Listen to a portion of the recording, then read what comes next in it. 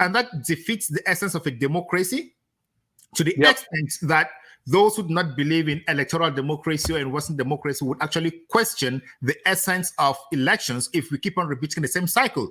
Maybe that is what is happening in Africa. In those countries, you say the elections are predetermined. Maybe people believe Yeah. in those politicians already.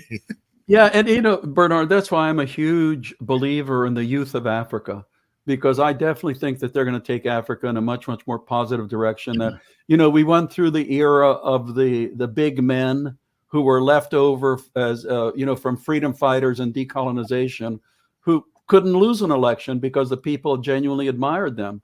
But they're leaving the scene. As I said, everybody has a shelf life, and you know, hopefully now the young people will be looking for alternatives, and they'll be looking for ideas and looking at institutions as opposed to a person who they're going to vote for, immaterial of what that person represents. Have you looked at immigration statistics from Africa recently? Number of youths going out of the continent? No, I did an article not too long ago about immigration problems in Europe, but I don't know what the numbers are. I mean, my point of view is that nobody wants to be a refugee or an immigrant if they have the opportunities in their home country. That, you know, to be forced to leave your home country is right away means that your country's not doing too well. So it would be good if, you know, that's another reason it would be really, really good if the countries which are incredibly, incredibly rich in Africa could put in systems that would keep their young people at home. I mean, you know, let's be honest, Europe needs immigrants. Whether they know it or not, they desperately need immigrants. They will find out at some point, because when you're 80 years old in Switzerland and there's nobody to take care of you, then at that point you don't care what color or what religion or what ethnicity the person is, as long as there's somebody taking care of you. Absolutely, and I think that should inform policy making when it comes to demographics and family, because if it continues in that way, then some countries may actually run out of human resources to keep them going. Absolutely. Yeah. Absolutely. And yeah, this point brings me to a conversation about the leadership, the stability of the governments in African countries. Gerard Emmanuel has made a comment here, and he says a follow-up question to that of Mugongo. Do you, the Americans, might want to retaliate through some operation by the CIA, maybe organize another coup to overthrow the current regime? That should be about Niger. Yeah, absolutely. You know, once upon a time, I mean, if you want to be honest, look back in the 1960s and parts of the 1970s, that kind of stuff happened. But, you know, after that, especially after President Carter, that doesn't happen anymore, you know, overtly, like the awful stuff that happened to Lumumba, the overthrow of the government of Iran going back, you know, 1950s, 1960s.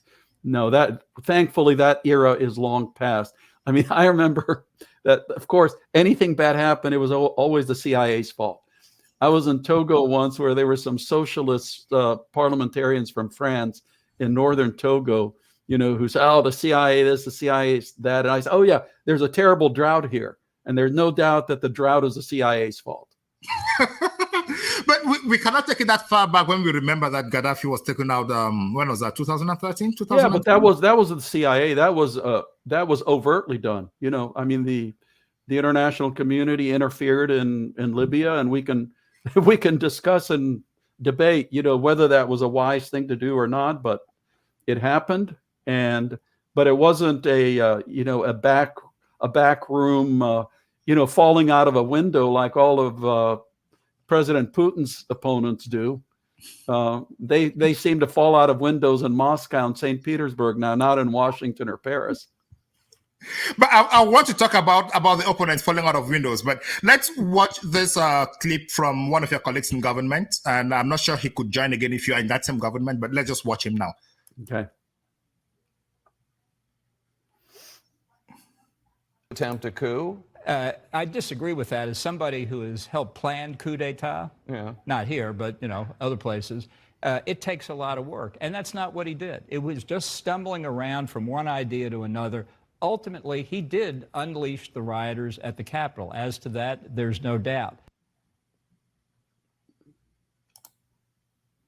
Yeah, what he's saying, I don't think John Bolton is so old to be talking about coup d'etats in the 60s, right?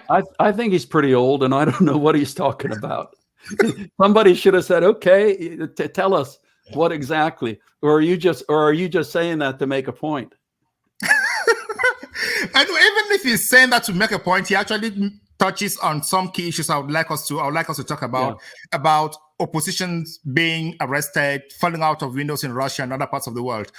Some people actually argue that the treatment of the J6ers is actually opposition targeting. That the way the Department of Justice is treating them is like dictators would treat the opposition in some African or communist countries. What is your take on that?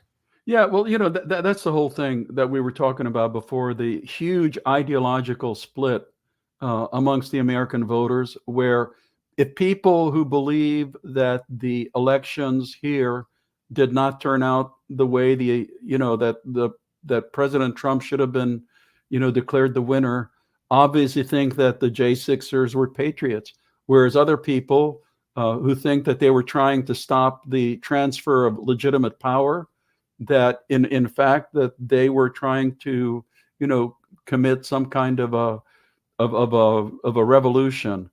Myself, I am much more moderate in my view, because I don't think that they were trying to overthrow the government on the one hand, but on the other hand, you break into Congress when there's an important meeting going on, you're breaking the law. So it's not one of those things where you go out on that we should be executing those people, or on the other hand, that they did absolutely nothing wrong. I think I like your nuanced approach here. And some other people would argue that people actually broke into the Congress too during the governor confirmation and some other activities, but they have not been given this kind of treatment. But let's move ahead. Do you think that African leaders, especially those who want to stay tight to power, would one day refer to the Trump prosecutions as an example of let the justice system do its job, and because this is all about justice, it has nothing to do with politics? Yeah, well, here's the deal. I do a radio show in Texas every Monday, and we've talked about this on a number of those shows, because internationally, charging former leaders is not that unique. You can look at France. Yep. South Africa. Yeah, but the question becomes, is it a charge that is a result of a political process, or is it a charge that is a result of the judicial process? Now, the first trial for former President Trump in New York, a lot of people pointed to that one and said that out of the 4 possible trials, that was the government's weakest case. And it was done in New York by a very political district attorney, who basically said that he's going to get the former president. And what he did was he combined what are misdemeanors, what are lesser crimes, and made them a felony, which is a more serious crime. So that case, I don't think by any chance is over with yet. And we will just have to see how the appeals process, works out. But the nice thing is, in the United States, the judicial system is so, decentralized that it's not a tightly controlled judiciary like it is in so many Francophone countries. Because, under the Francophone system, the justices really are not that independent of the executive.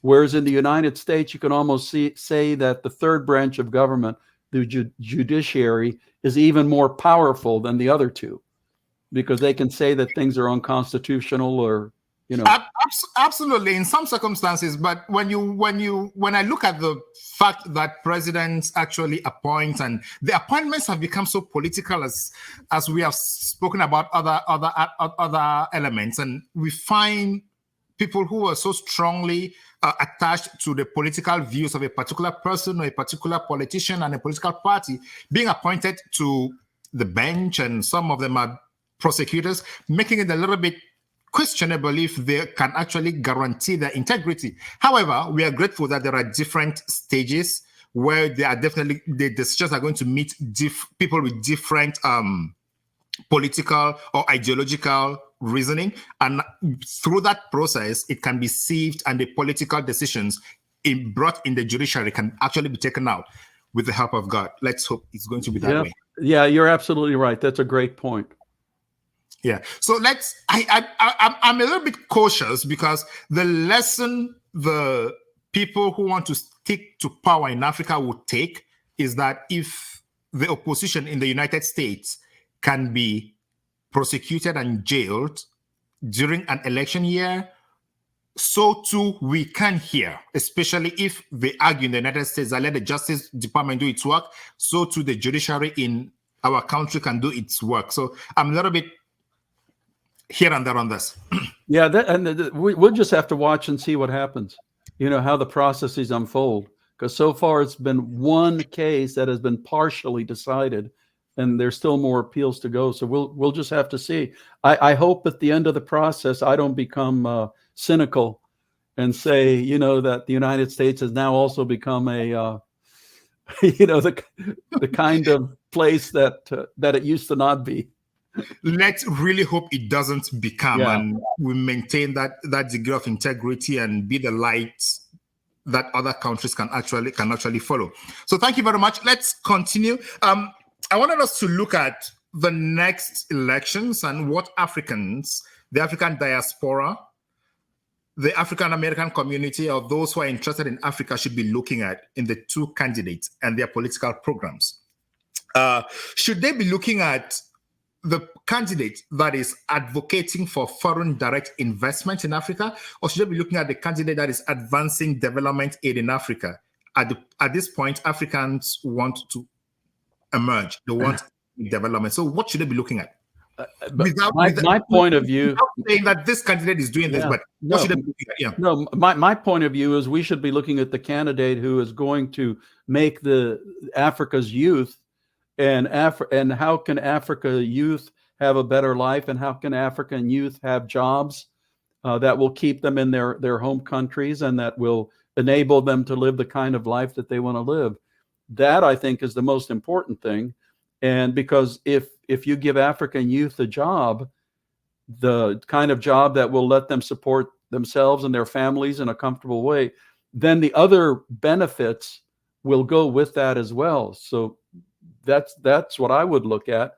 Not, I am a true believer in humanitarian assistance. I am not so much a believer in development assistance, because I have to say that from my point of view, an awful lot of development assistance has not reached the people on the ground. That it goes to a lot of consultants. It goes to, universities. It goes into a lot of studies. I used to always say that on the ground in Africa, I could do more with $100 than I could with $1 million. Yeah, and why do you think that over the years since independence till today, we continue with the development assistance over the investment path, despite the fact that it's apparently, or it is not working, it's not changing the continent, it's not helping the continent move forward? It's what we talked about before, Bernard, because there's a development lobby, and they know how to push the political buttons. And it's a lot easier for members of Congress to just keep the taps open than to deal with other things. I mean, I would put my resources into encouraging Western companies to invest in Africa and do the kind of investments that create jobs, not just the kind of investments that come in with a big shovel and take away Africa's minerals to be processed in Beijing. That would be my priority. Yeah, with your experience working in Africa, and mostly everybody knows that you've worked in Africa and you understand African politics, you understand how African leaders think and the policies they put in place.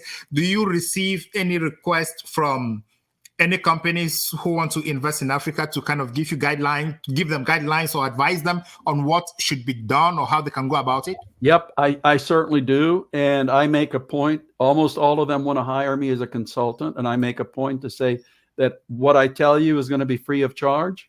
If I can do this as free of charge, I'm not going to take any payment for that, because it's something that I truly believe in. I'm not doing it for, I'm very happy with my life. I don't need additional jobs or anything like that. But yes, I do. I just spoke to somebody a couple of days ago about wanting to go into East Africa.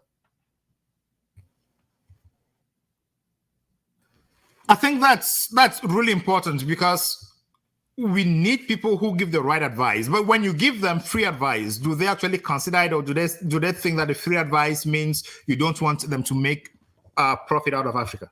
Oh no, they do want to make a profit. That's why people invest money, is to make a profit. But they do it because I do have some familiarity with Africa, and what I'm telling them is I tell them the truth. If I wanted a long-term job, I would sugarcoat things, but I tell them the way it is, or at least the way I see it. Yeah. So we have this other question from Lazarus. He's asking if PEPFAR is a different narrative from ineffective development assistance. Yeah, PEPFAR is not development assistance. PEPFAR for me is humanitarian assistance. That's something I used to hear all the time when I visited Africa, is that people would say, oh, look, the Chinese built this wonderful stadium. What has the United States done? I said, well, it's very difficult to show you the number of people who would be dead, but they're not dead because of PEPFAR. The stadium would have lots of big cemeteries next to it with a lot of dead people, if not for PEPFAR. But I can't show you that. Exactly. And that is a point you made earlier on, the difference between humanitarian aid and development aid. And we actually need to get a difference between these two, because humanitarian aid actually goes to support people who are in dire situations, while development aid is water production, agriculture, and all the rest. And sometimes what goes down, I agree with you that humanitarian assistance is very important, but for development, I think we should go the investment route. So this difference is necessary so that our viewers actually understand where we are coming from and why the United States continues giving humanitarian assistance, not only the United States, but the United States and her partners. Yeah, no, exactly right. I don't know if development aid leads to jobs. Humanitarian aid leads to, saving lives and mitigating disasters. Investment is what leads to jobs, but it has to be the right kind of investment. Like I said, not just bringing in the bulldozers and digging up the dirt and taking it out.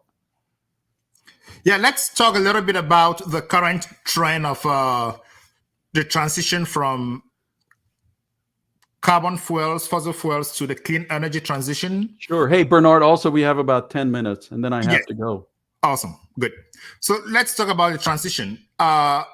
Previously, there has been the extraction of minerals from Africa for the development of industry in the West, all over the world. With the transition to the clean energy, are you seeing the trend, a possible trend that the West is going to ensure that there is the transformation of these resources, the critical resources within the continent, and then the processed resource goods are exported for manufacture abroad? Yeah, no. From my point of view, this is where African nations should be putting their foot down. Look at DR, the Democratic Republic of Congo, and the treasures there, is to say, okay, yes, you can mine this cobalt, whatever, but it has to be processed here. It's not going to be put on a truck, taken to Mombasa, put on a boat, taken to Beijing or Shenyang or whatever, and processed there. It has to be processed here, or else we'll get somebody else to mine it. Because, as I said, Africa is in a phenomenally strong position, and they need to be taking advantage of that.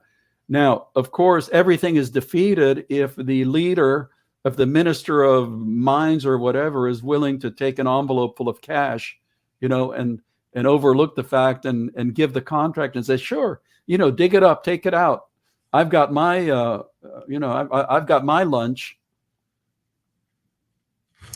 Yeah, and I think that is one of the biggest problems that is affecting the continent, where the policymakers, the decision makers, don't actually look into what is going to help the continent move forward. And at this point, I think it is necessary that Africans, especially those who are going to partake in the next elections in the United States, since we are in that context, look at possibilities of influencing American foreign policy, because America is the leader, is one of the leading countries in the just energy transition narrative, fight against climate change, to ensure that decisions that are being made to affect the climate change adaptation of strategies in Africa are actually Africa-focused and would lead to the development of Africa. Mr. Ambassador, thank you so much for coming. I know you're about to go, but there is Cameroon. There's one question I wanted to ask you, and that is from, first of all, I'm from Cameroon, and you know that, and I know you follow Cameroon very closely. So one thing I wanted to know is you put a lot of energy and a lot of interest in the Anglophone conflict in Cameroon before you left office. And since you left office, it looks like the tempo has reduced from the United States side. And what regrets do you have? What could you have done at that time to lead to a solution that you think you might have not done?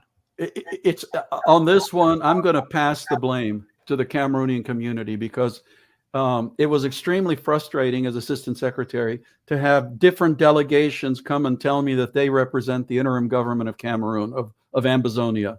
You know, as I said, you only have so many hours in the day and so much attention. So as long as the Cameroonian Anglophone community is split, and until they come up with some kind of unity as to what they want and how they want it, then the crisis is going to go on, and then the Cameroonian government has the advantage. I mean, I shake my head that there's still members of the Ambazonia community who think that United Nations Resolution 1608 is somehow magically going to deliver to them an independent Ambazonia. And I keep telling people that is a pipe dream. It is not going to happen. No one is going to deliver an independent Ambazonia on a plate to the Anglophone community. The Anglophone community has to be united. They have to be organized. They have to determine what they want and then forcefully articulate that. Otherwise, these arguments are going to be happening in another 20 years. That's the truth. Thank you so much, Mr. Ambassador, for bringing out that truth, and that truth that is wrapped in 200 pages. And you have actually mastered the resolution that is being proffered out there, which shows that you are actually within the context of the conversations, and you still remember what was happening and what was being discussed at the time when you were in office. And I think this wraps up the conversation we've had about African Americans, the African diaspora in the United States, partaking in the elections to change policy. There needs to be unity. There needs to be an understanding of what Africans want and how they would want the United States to play a role. I don't think we are calling on the United States to come and colonize Africa or to come and take over the management of Africa. We are simply saying that the United States can influence decision-making because the world is interrelated. Am I wrong, Mr. Ambassador? You're absolutely right. Africa does not need fixing. Africa needs to be given its proper role in the century. With that, thank you so much for coming to the program, Mr. Ambassador, and I hope to see you next time. Thank you very much, Bernard. All the best. God bless you. God bless Africa. Thank you. Let's meet in the background before you go. Ladies and gentlemen, thank you so much for joining the program. Thank you so much for joining Ambassador Tibor Nagy and I to discuss Africa, American politics, and what we can do to influence American foreign policy towards Africa. And on that note, see you next time for another interesting and insightful conversation that would be geared towards moving Africa forward. Bye. See you next time.